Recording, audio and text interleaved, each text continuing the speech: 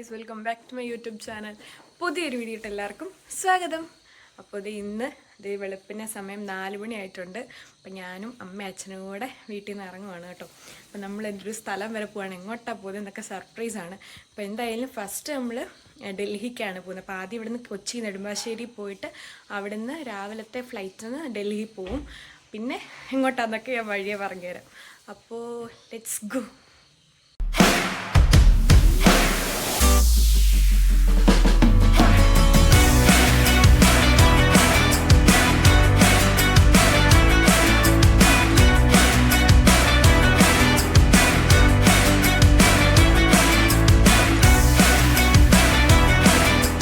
കുറേ നാൾ കൂടിയാണ് ഇങ്ങനെ പോകുന്നത്. ചേട്ടനുണ്ടായിരുന്നു കഴിഞ്ഞാണ് നമ്മൾ അമൃത്സർ, ഹരിയാന ഒക്കെ അങ്ങനെയൊക്കെ പോയപ്പോഴത്തേനും.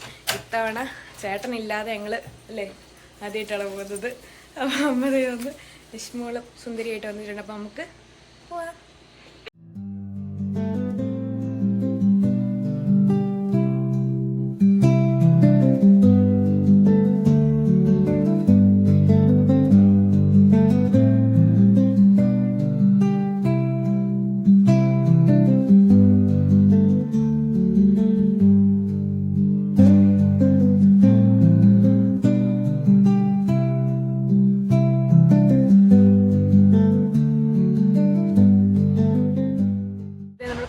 എയർപോർട്ടിലെത്തി, നമ്മൾ ചെക്ക് ഇൻ ചെയ്തു. അപ്പം ഗേറ്റ് ഓപ്പൺ ചെയ്യാനായിട്ട് വെയിറ്റ് ചെയ്യണം കേട്ടോ. ബാക്കിയുള്ളവരെല്ലാം വരുന്നേ ഉള്ളൂ. അപ്പോൾ ഒരു പാക്കേജ് അല്ല, അപ്പോൾ ഒത്തിരി പേരുണ്ട്. അപ്പോൾ ഇപ്പം ഞങ്ങൾ 4 പേര് കയറി കേട്ടോ. ഇനി പോകുന്നത് ഡൽഹിക്കാണ് കേട്ടോ. നമ്മൾ പോകുന്ന ഒരു ടൂർ പാക്കേജ് എടുത്തിട്ടാണ് പോകുന്നത്. അപ്പോൾ ഡൽഹി എയർപോർട്ടിൽ ചെന്നിട്ടാണ് നമ്മുടെ പാക്കേജ് സ്റ്റാർട്ടാവുക. അപ്പോൾ നമ്മളിപ്പോൾ ഡൽഹിക്ക് പോവുകയാണ്. അപ്പോൾ നമ്മൾ വിസ്താരയാണ് കേട്ടോ ഫ്ലൈറ്റ്. 8:30-8:30 തോന്നുന്നു ഫ്ലൈറ്റ്. അപ്പം നമ്മളിപ്പോൾ ചെക്ക് ഇൻ ചെയ്തു. ഓക്കെ, പിന്നെയെല്ലാം ഞാൻ അപ്ഡേറ്റ് ചെയ്തായിരിക്കും. ഇപ്പോൾ ഇത് ഞങ്ങളെല്ലാം ചെക്ക് ഇൻ ചെയ്തിട്ട് നിൽക്കുക കേട്ടോ. അപ്പോൾ അമ്മയുണ്ട്, അച്ഛനുണ്ട്. ഈ ആൻറ്റിയുടെ പേര് സുകുമാരി എന്നാണ്, സുകുമാരി ആൻറ്റി. ആൻറ്റിയുടെ വീട് കോട്ടയത്താണ് കേട്ടോ. അങ്ങനെ ഞങ്ങൾ ട്രിപ്പ് വഴി പരിചയപ്പെട്ടതാണ്. അപ്പം ഞങ്ങൾ ബാക്കി എല്ലാവരും വരാൻ വെയിറ്റ് ചെയ്യാണ്. അപ്പോൾ ഇത് ലേറ്റായി. മാമയൊക്കെ മാമ വന്ന് ഹായ് അണിക്ക്. ഉണ്ണിച്ചേട്ടനുണ്ട്. ആൻറ്റി വന്നു. ആൻറ്റി ഹായ് എനിക്ക്. ഇതാണ് ദിവാകർജി. ഭയങ്കര ഒന്നല്ല, ഭയങ്കര ഒന്നല്ല. വ്ളോഗില് ഹായ് കാണിക്കാം. ഇതാണ് ദിവാകർജി, നമ്മുടെ സദ്ഗമയ ട്രാവൽസിന്റെ കോർഡിനേറ്ററാണ്. അപ്പം ഇനി നമ്മുടെ full യാത്രയിലുണ്ടായിരിക്കും.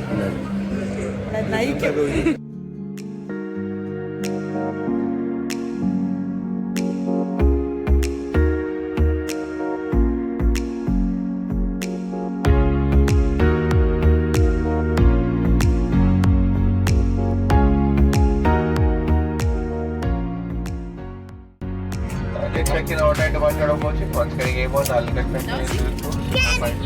and then sit back, relax,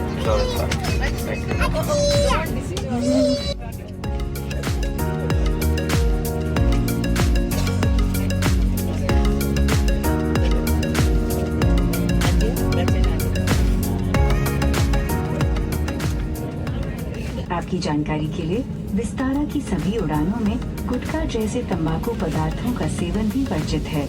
सभी शौचालयों में धूम्र संवेदक यंत्र लगे हैं। मोबाइल फोन्स और अन्य इलेक्ट्रॉनिक उपकरण जैसे छोटी किताब के आकार के ई रीडर्स का उपयोग फ्लाइट मोड में किया जा सकता है।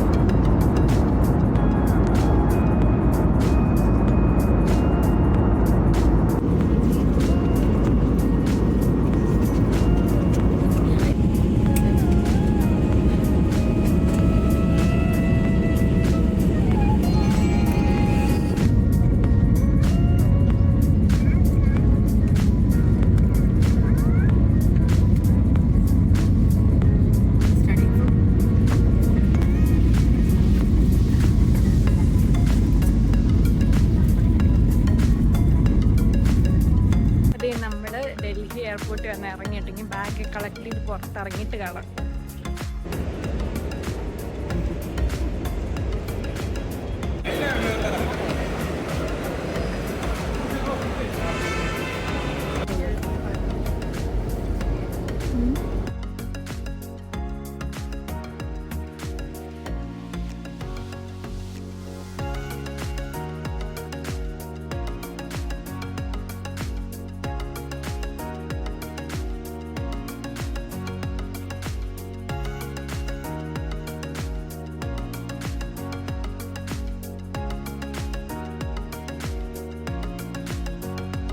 നമ്മൾ ഡൽഹിയിൽ ഫുഡ് കഴിക്കാനായിട്ട് പോവാണ്.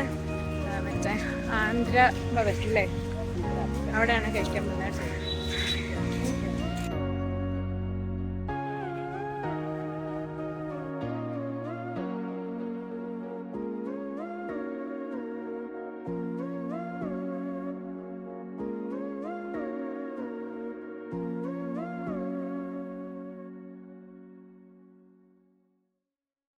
നമ്മൾ ഫുഡ് കഴിച്ച് നല്ല ഫുഡായിരുന്നു കേട്ടോ. ഞാൻ ആക്ച്വലി ഈ വെള്ളച്ചോറിൻ്റെ ഒരു ഫാനാണ്. അതും രസവും തൈരും പിന്നെ കേസരി കുറേ കറിയൊക്കെ ഉണ്ടായിരുന്നു. പൂരിയും പുലാവും എല്ലാം കൊള്ളായിരുന്നു കേട്ടോ. അപ്പോൾ ഇനിയിപ്പോൾ നമ്മൾ ഇന്ന് ഫുൾ ഇങ്ങനെ ട്രാവലാണ്. നമ്മൾ ഹരിദ്വാർ പോയിട്ടാണ് ഹിമാലയൊക്കെ പോകുന്നത്. അപ്പം ഇന്ന് ഫുൾ ട്രാവലാട്ടോ. എല്ലാം ഞാൻ ചേരാം. യാത്രയിൽ പങ്കെടുക്കുന്ന എല്ലാവരുടെയും പൂർണ്ണമായിട്ടുള്ള സഹകരണവും എല്ലാ പരിപാടികളിലും വേണ്ട രീതിയിൽ അതിന് പാർട്ടിസിപ്പേഷൻ ഉണ്ടാവുന്ന സമയത്ത് ആ ഒരു കാര്യത്തിൽ ഈ യാത്രയിൽ പങ്കെടുക്കുന്ന എല്ലാവരും മുമ്പ് തന്നെ ഒരു കാര്യം സൂചിപ്പിച്ചതാണ്.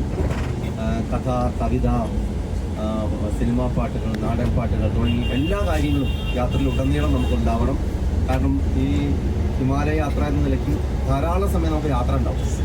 5 മണിക്കൂർ, 6 മണിക്കൂർ, 7 മണിക്കൂറൊക്കെ ഹിമാലയ യാത്രയിൽ വളരെ സാധാരണ സമയം മാത്രമാണ്. അപ്പോൾ സാധാരണ നമുക്കൊരു 5 മണിക്കൂർ യാത്ര എന്ന് പറഞ്ഞാൽ നമുക്ക് 5 മണിക്കൂറും ചോദിക്കും. പക്ഷേ ഹിമാലയ യാത്രയിൽ 5 മണിക്കൂറേ ഉള്ളൂ എന്നാണ് ചോദിക്കാം. മനസ്സിലായി, അത്രയും സമയം നമുക്ക് യാത്ര ചെയ്യാനുണ്ട്. അപ്പോൾ ഈ യാത്രാ സമയങ്ങളെ നമുക്ക് ഗംഭീരമാക്കേണ്ട വിവിധ പരിപാടികളിൽ കൂടെയാണ്. അപ്പോൾ ആ ഒരു കാര്യത്തിന് എല്ലാവരുടെയും സഹകരണം ആദ്യം അഭ്യർത്ഥിക്കട്ടെ. ഇപ്പോൾ രാവിലെ നമ്മൾ ഒരുമിച്ച് ചേരുന്നുണ്ട്. 2 ബസ്സിലെ ആളുകൾ ഒരുമിച്ച് നാളെ നമ്മൾ ഹോട്ടലിൽ ചേരും. യാത്രയുടെ ബ്രീഫിംഗ് നമ്മൾ അവിടെ വച്ചു. എങ്കിലും നമുക്ക് ഒരു പ്രാഥമികമായിട്ടുള്ള കാര്യം എന്ന് പറഞ്ഞാൽ ഈ യാത്രയിൽ വളരെ കുറച്ച് പേര് മാത്രമേ സത്യമ്മയുടെ കൂടെ ആദ്യമായിട്ട് വരുന്നുള്ളൂ. ബാക്കി എല്ലാവരും മുമ്പ് ഒന്നിലധികം തവണ വന്നവരാണ്. അപ്പോൾ അതുകൊണ്ട് തന്നെ ഒരുപാട് കാര്യങ്ങൾ നമുക്ക് പറയേണ്ട ആവശ്യമില്ല. ചില സൂചനകൾ മാത്രമേ നൽകാറുള്ളൂ. അപ്പോൾ ഹിമാലയ യാത്രയിൽ പ്രധാനമായിട്ടും എന്താണെന്ന് പറഞ്ഞാൽ നമ്മളെല്ലാം തുറന്ന് ആസ്വദിക്കാൻ തീരുമാനിക്കുക എന്നുള്ളതാണ്.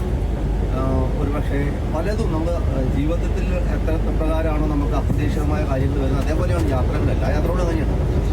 അപ്പോൾ അതുകൊണ്ട് എവിടെയും നമുക്ക് നമ്മുടെ മനസ്സിനൊന്നും അലസരപ്പെടുത്താൻ പാടില്ല. ചിലപ്പോൾ നമുക്ക് വെയിറ്റ് ചെയ്യേണ്ടി വരും, ചിലപ്പം ബ്ലോക്ക് ഉണ്ടാവും, പ്രശ്നങ്ങൾ ഉണ്ടാവും, എല്ലാം സുഖമായിരിക്കും, ചിലപ്പോൾ അങ്ങനെയൊക്കെ ഉണ്ടാവും. പക്ഷെ അതൊന്നും നമ്മളെ ബാധിക്കുന്നതാണ്. നമ്മൾ അത്തരത്തിലുള്ള വലിയൊരു ദിവ്യമായ യാത്രയ്ക്കാണ് പോകുന്നത്. ഹിമാലയത്തെ ദർശിക്കുക എന്ന് പറഞ്ഞാൽ തന്നെ, ഹിമാലയത്തിൽ കാലുകുത്തുക എന്ന് പറഞ്ഞാൽ തന്നെ വലിയൊരു പുണ്യമായിട്ടാണ് ഭാരതീയർ എത്രയോ സഹസ്രാബ്ദങ്ങളായിട്ട് കരുതിയിരുന്നത്. അപ്പോൾ അങ്ങനെയുള്ള ഒരു സ്ഥലത്തേക്ക് പോകുന്ന സമയത്തും എല്ലാ യാത്രകളിലും ഞങ്ങൾ പറയുന്ന ഒരു സന്ദേശം എന്താണെന്ന് പറഞ്ഞാൽ സന്തോഷത്തിൻ്റെ സന്ദേശമാണ്. നമ്മളെപ്പോഴും വളരെ മുഖത്ത് പുഞ്ചിരിയോടുകൂടി സദാസമയവും നമ്മൾ സുസ്മേരവദനായി നിൽക്കുക എന്ന് പറയുന്നത് ആ ഒരു ഭാവം നമുക്ക് എപ്പോഴും വേണമെന്നതാണ്.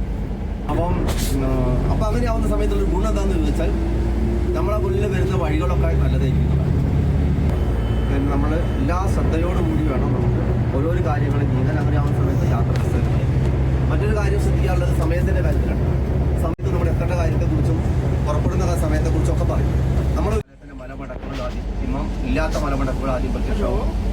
നിറയെ ഹരിതാപമായിട്ടുള്ള വലിയ വലിയ മലശിഖരങ്ങൾ നമുക്ക് കാണാം. അതിനുശേഷം മെല്ലെ മെല്ലെ മെല്ലെ ചുരം കയറി പിന്നെ നമ്മൾ ഹിമാലയത്തിന് മേൽത്തട്ടിലേക്ക് ഇങ്ങനെ യാത്രയാണ്. അപ്പോൾ രുദ്രപ്രയാഗ് എത്തുന്നതോടുകൂടി അളകനന്ദയുടെയും മന്ദാകിനിയുടെയും ആ ഒരു സംഗമ ഭൂമിയാണ് രുദ്രപ്രയാഗ്. അതിലെ കാഴ്ചകൾ കാണാം. അതിലെ കാഴ്ചകളൊക്കെ കണ്ട് നാളെ എന്തെങ്കിലും ഉണ്ടോ എന്ന് വെച്ചാൽ നാളെ ഉണ്ട്. നാളെ ഒന്നുമില്ലാത്തൊരവസ്ഥയില്ല. കാരണം നമ്മൾ പോകുന്ന വഴി നീള കാഴ്ചകളാണ്. ഹിമാലയം അങ്ങനെ പടർന്ന് പന്തലിച്ച് നിൽക്കുന്ന അതിമനോഹരമായ കാഴ്ച. പക്ഷേ ഹിമാലയത്തിൻ്റെ ഹിമം മൂടിയ ഭാഗം നാളെ കാണില്ല. അത് പിന്നെയേ കാണുന്നു. അത് നമ്മൾ ബദ്രിനാഥ് പോകുന്ന സമയത്താണ് കാണുക.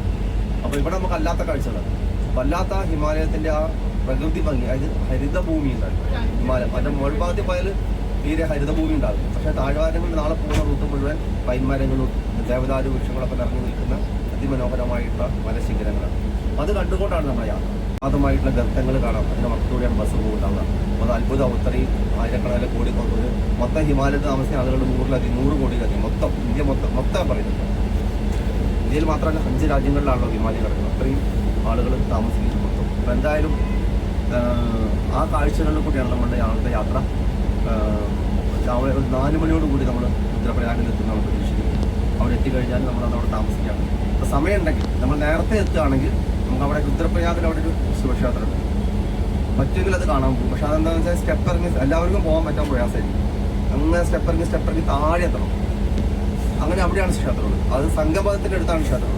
അവിടുന്ന് പിന്നെയും തിരിച്ച് കയറി വരികയാണ്. അപ്പോൾ അതിന് പറ്റുന്നവർക്ക് സമയമുണ്ടെങ്കിൽ, അത് ഞാനൊരു ഉറപ്പായിട്ട് പറയില്ല, നമ്മൾ പ്രോഗ്രാമിലുള്ളതല്ല. പക്ഷെ നമ്മൾ 4 മണിക്ക് എത്തുകയാണെങ്കിൽ നമുക്ക് പറ്റുമെങ്കിൽ അത് പോയി കണ്ടുവരാം. അതാണ് നാളത്തെ പ്രോഗ്രാം. നാളെ അവിടെ താമസിച്ച് മറ്റന്നാൾ രാവിലെ നമ്മൾ ബദ്രീനാഥിലേക്ക് പോകുന്ന വഴി ഇതേപോലെയാണ്. കുറേ കാഴ്ചകളാണ്. ജോഷിമഠ്, പില്ലിക്കോട്ടി, ശ്രീനഗർ, പെർലിക്കുട്ടി അതുവഴി ഇങ്ങനെ പോയി. ജോഷിമഠ് വഴി 3-4 പ്രയാഗങ്ങൾ കണ്ട്, കർണപ്രയാഗവും വിഷ്ണു പ്രയാഗവും കണ്ടിട്ടാണ് കണ്ടത്. അതും ആ സംഗമങ്ങളൊക്കെ കണ്ടുകൊണ്ട് അങ്ങനെ പോകുന്നത് അത് നല്ലത്. പിന്നെ ബദ്രീനാഥ് വരെ കുറച്ചായിട്ട് കാഴ്ചകളാണ്. നമുക്ക് കണ്ണിൽ നമ്മൾ വെട്ടാതെ കാണാൻ പറ്റുന്ന നിറക്കാഴ്ചകളായിട്ടാണ് ഹിമാലയം നമ്മളെ നാളെയും മറ്റന്നാളൊക്കെ കാത്തിരിക്കുന്നത്. അപ്പോൾ എന്തായാലും യാത്രയിലേക്ക് എല്ലാവരെയും സന്തോഷപൂർവ്വം സ്നേഹപൂർവ്വം സ്വാഗതം ചെയ്യുന്നു. വളരെ ഒരേ മനസ്സോടുകൂടി, ഒരേ സാഹോദര്യ ഭാവത്തോടു കൂടി നമുക്ക് അവിരാമം അനവരതം യാത്ര ചെയ്യാൻ പറ്റട്ടെ എന്നാണ് ആശംസിക്കാനുള്ളത്.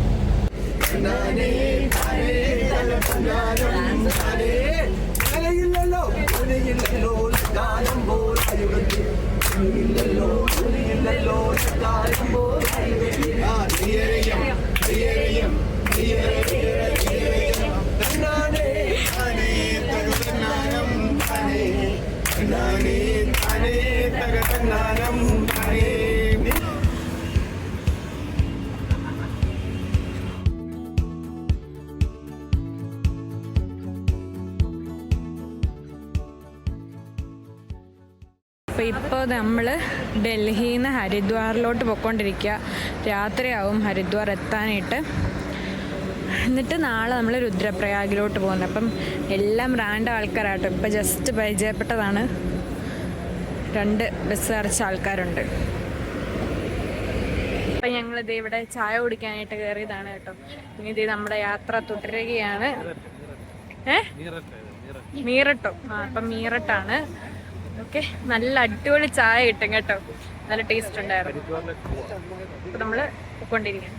ഓക്കെ ഗായ്സ്, സമരത്തിന്റെ ആദ്യത്തെ വെടിവെച്ച അല്ല അതൊരു ഝാൻസിയിലാണ്. ഇവിടെ 1ാം സ്വാതന്ത്ര്യ സമരത്തിന് ആദ്യമായിട്ട് നമ്മുടെ മംഗൾ പാണ്ഡെ ആദ്യമായിട്ട് വെടിപൊട്ടിച്ച സ്ഥലമാണ് മീററ്റിൽ ആരംഭിച്ചു. പിന്നെ ഝാൻസിയിലും മറ്റ് സ്ഥലങ്ങളിലൊക്കെ വ്യാപിച്ചു. ഇന്ത്യൻ സ്വാതന്ത്ര്യ സമരം 1ാം സ്വാതന്ത്ര്യ സമരത്തിൽ 1857 1ാം സ്വാതന്ത്ര്യ സമരത്തിൻ്റെ അതിൻ്റെ വിളഞ്ഞിലൊന്നാണ് ഈ പ്രദേശങ്ങളൊക്കെ തന്നെ നമുക്ക് അത്രമാത്രം അക്ഷരാഭ്യാസം ഇല്ലാത്തവരാണ് നമ്മൾ പറയുന്നത്. ഉത്തരേന്ത്യയിലെ പല സ്ഥലങ്ങളിൽ നിന്നും ധാരാളം ധീര യോദ്ധാക്കൾ ഭാരതത്തിൻ്റെ സ്വാതന്ത്ര്യ സമരത്തിലേക്ക് ആനയിക്കപ്പെട്ടിട്ടുള്ളതാണ്. അപ്പോൾ വിദ്യാഭ്യാസം ശരിക്കും നമ്മുടെ നാടിൻ്റെ സ്നേഹത്തിന് യാതൊരു ഘടകവുമല്ല എന്നുള്ളത് തെളിയിക്കപ്പെട്ടത്.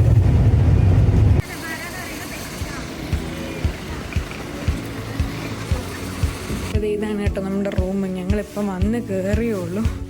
അതുകൊണ്ട് ഭയങ്കര മെസ്സി ആയിട്ടിരിക്കുകയാണ് കേട്ടോ. നല്ല റൂം അല്ലേ. വാഷ്റൂം കാണിച്ചാൽ